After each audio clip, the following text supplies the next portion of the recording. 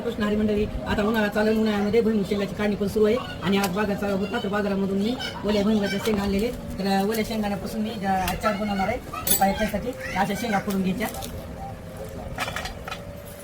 तर पाय ओल्या शेंगाने हळद मीठ लावून उकळून घेतलेले आणि आता थंड झालेले चाट शेंगाने करण्यासाठी आपण चाट मसाला घेतलेला आहे, पोहेचा 1 चमचा, हे थोडंसं मीठ घेतलं चवीनुसार, कांदा घेतलेला आहे, शेव घेतलेली बारीक, तुम्ही कुठली शेव घेऊ शकता, आलूची, तिखट शेव, थोडीशी कोथिंबीर घेतलेली आहे. तर पाय कसं चाट शेंगाने बनवायचं आहे मी तुम्हाला दाखवते थोडक्यात.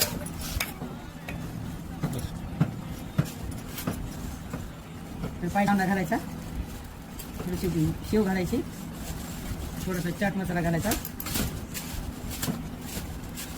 थोडंसं चवीनुसार मीठ घ्यायचं आणि थोडीशी कोथिंबीर घालायची. यावर थोडंसं लिंबू पिळायचं आणि पहा मग कशी भारी लागते चव, मस्त चाट करायची शेंगदाणे. अशा पद्धतीने करून पहा, कशी टेस्ट लागते आम्हाला कमेंट करून सांगा. धन्यवाद.